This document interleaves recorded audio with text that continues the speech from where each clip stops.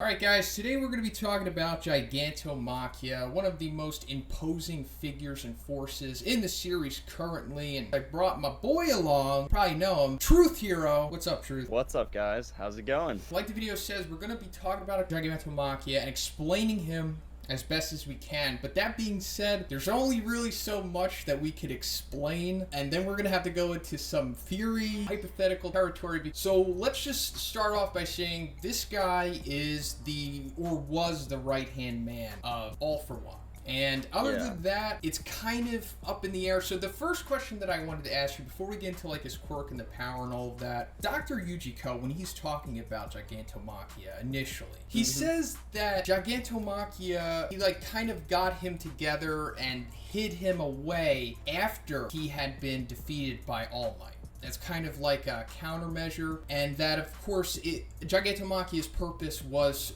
to be like a bodyguard to him, because I suppose of him being in his weakened state afterwards, because he was nerfed very similar to how All Might was. But then it's also there's the side thing of him being also there for Tomura, like to make sure that Tomura's growth is assured. So the question that I want to ask you, maybe you can clarify this, is that did Gigantomachia come only after All For One was injured, or was he kind of always there? And because Yujiko says that all of this happened in just a few years after he picked you up, referring to Tomura. So what do you make of the initial relationship between Gigantomachia and All For One? Yeah, I'm not sure if he was purposely hid while having Shigaraki in mind, because it seems like he's not very fond of Shigaraki, and he wants him to prove himself, obviously.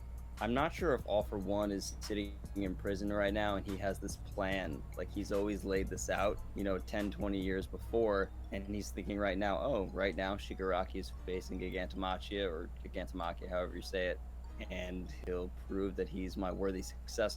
I'm not sure if he has laid this out. It doesn't really seem like after you read Gigantomachia's reactions, he's much more loyal to the Doctor, obviously, because that's the last one that can play All For One's voice. I don't think it was laid out by All For One. I'm not sure All For One even predicted that he would go to prison, but I think this was Shigaraki becoming a little bit more mature and wanting to receive All For One's blessing, and this is how he's going to do it. So he was the alleged bodyguard. And the bodyguard wording is odd, because if anyone doesn't need a bodyguard, it's definitely All For One. It's All For One. Exactly.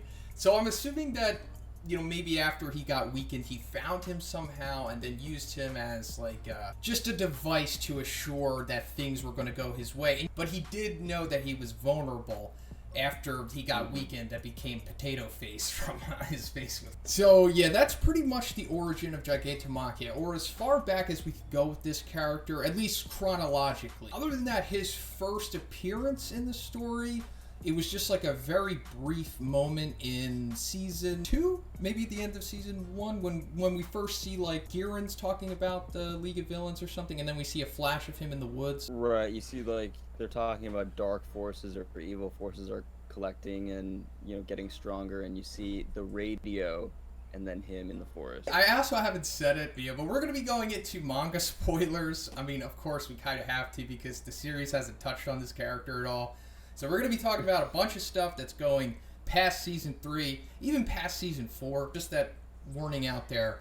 So the next real time, I guess, that we see him actually is in the flashback of Hiroshima. Another time where he's sort of hiding away. So he wasn't underground. He wasn't locked up somewhere or hiding in a bunker somewhere. He was just sort of keeping a low profile as best one can when they're a giant. Yeah, speaking of giant, that's when we really see how like imposing his physicality is. But of course he can grow and whatnot, but we'll get into that when we're talking about his quirk. But he's about, I don't know, there's no like official stats on him yet, but he's got to be like at least 10 feet tall, just hitting his base form. He's insane. When we see him just grab that building, it just cracks effortlessly. That's showing us right there his strength is insane. There's, I don't know, maybe a handful of characters, maybe you could count them on one hand, who can even rival that level of strength in the series. Yeah, just strength. Yeah, just strength. That's just the beginning for this dude. Not Not Shigaraki, no, not overhaul, just strength. Maybe Redestro could do that right now.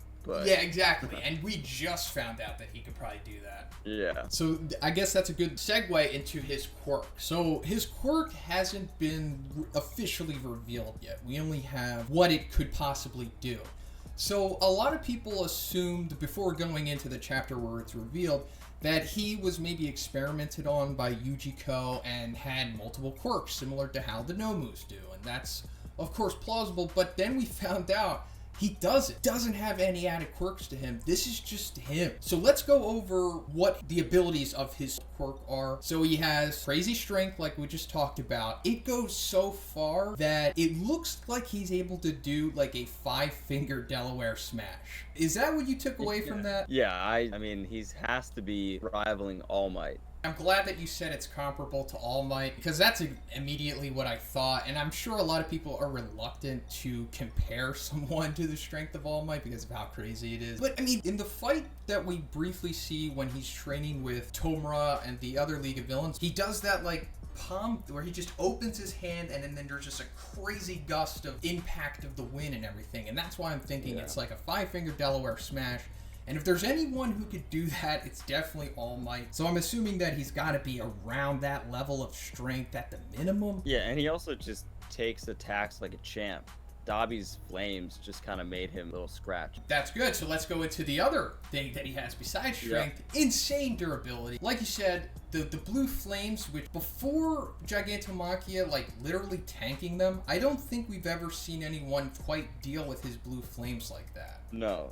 These are supposed to be hotter than red, so they're closer to the white scale if you're doing like the heat by a star that would have So no one's been able to stand up to Dabi like that before. Yeah, it's insane. I mean, he just would have rather save the radio that he has rather than just worrying about the damaging effect of these flames, which we saw just, I don't know, leave like singe marks on him. I don't even know if it's like really damaging him, if it's just cosmetic damage, if anything. Yeah, I don't know, because the way he's first presented, even when there's the flashback to Kirishima and Mina, he seems like he has rock skin. And something tells me it's not, but that he can sort of just, shed layers of skin like it's nothing, and he doesn't have to worry about getting burned or attacked or scratched or stabbed. Oh, that's interesting. Shedding skin. I guess that's a possibility too. That being said, we know he has phenomenal strength. We know he has durability, and I guess I'm sure you're gonna, hop into this next point, which was, we know his senses are very keen. Yeah. So it seems to me like he might have just the quirk of being a beast, an animal, to a very, very extreme measure. So he has enough strength and durability like a lion, and then he has senses like, I don't know, a bat or something. A bat, a dog. It's insane. He can smell, hear. Yeah, he can hear in his sleep. So just everything's heightened for him. Let's just throw the speed in there too, because he's insanely fast for his size. Like, we really see it. True. In the beginning of chapter 31, when he wakes up and he's like, "Where's Tomura?" And then he just shoots, just boom, right out of the forest, and like all of the trees around him just explode from him just like leaping off of the ground. Yep. And don't forget, the League of Villains were teleported to Daika City. Exactly. This guy's running there, and he's now arrived. And it's only been, I think Mr. Compress has been keeping time. It's only been like 20 minutes. Yeah, which is insane. Yeah. Typical shonen time. He just ran. But that goes back to his smell, because he can smell miles away. Like, he smelled that Tomura is there. Because we see him like sniffing after he wakes up. It's insane.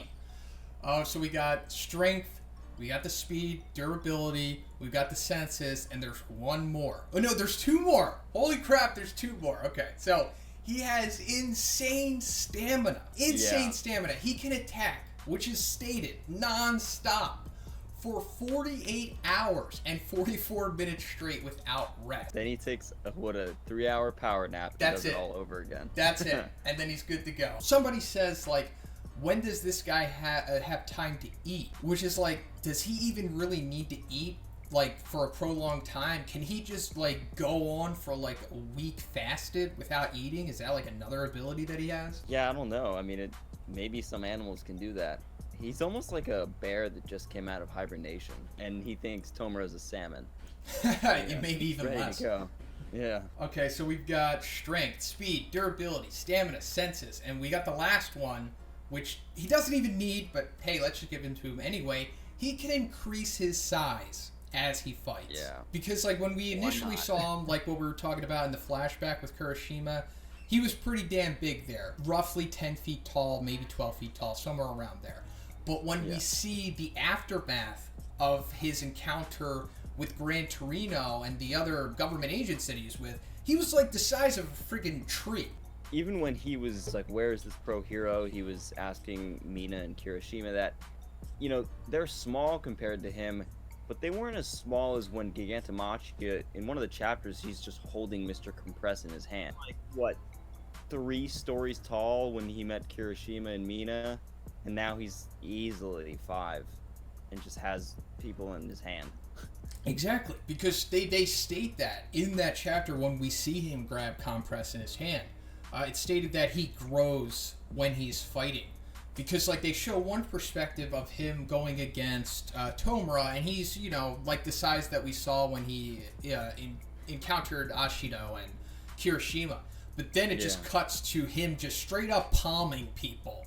So, and then of course the damage that he did to that mountain face back when Gran Torino encountered him. He like blew out a chunk of, like, I don't want to say it's like an actual mountain like Mount Fuji or something, but definitely a gigantic rock face. Yeah. Oh, wow. Did this I don't know, one of the best quirks ever, easily. But that goes back to like what it could be. So what are your, like, if you were to say like this is the quirk, this is the name of it, and this is what it is, what would you think it is? You know, at first I thought, you know, being a beast or an animal would be a good choice. Now I'm thinking his quirk is just giant, or gigantification, and that somehow allows his body to become more durable, to become, to have increased stamina. But I don't know how all those pieces would fit together. You know, usually the stereotypical giant, they almost have weakened senses. You know, we usually see like if Horikoshi's going off mythology, I mean, maybe he's doing. Well, actually, we know he's doing a lot of Hulk parallels, maybe gigantification. We know he can increase his size, so it's not just that he's a natural person that's huge, or that his heteromorphic quirk of being giant, and that's it. We know he can increase his size. So given that, yeah, it has to be some type of gigantification quirk. But I don't know how all those pieces fit in. It fits in right with his name, so it's very plausible. But like you said, it doesn't make sense with all of the other crazy heightened abilities that he has. But it is interesting that you said that they do have like a drawback to one of their aspects of their abilities, and he does.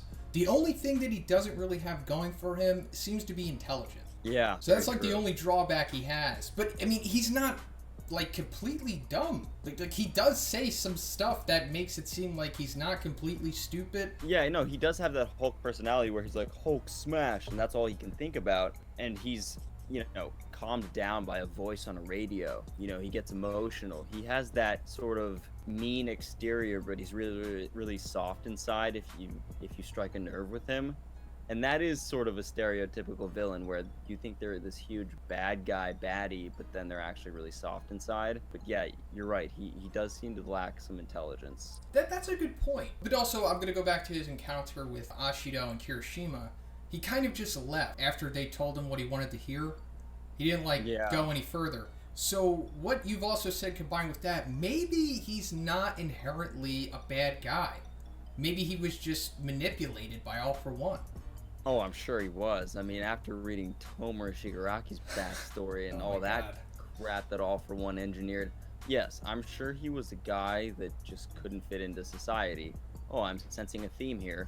And then All For One said, hey, I'll give you a place to belong. I'm sure that's what happened. Perfect. Aside from that, that's pretty much it for the video. Thank you for coming on, Truth. Please, guys, if for some reason you're watching this video, which is a My Hero video, and you don't know who Truth Hero is, please check out his channel. He's definitely one of the best up-and-coming content creators in the anime community right now. Very similar startup to me. We started around the same time and both had similar growth. So if you like me, you're going to like this guy. But aside from that, if you like the video, guys, please give it a like and maybe subscribe to me too. But yeah, that's it. See you in the next one.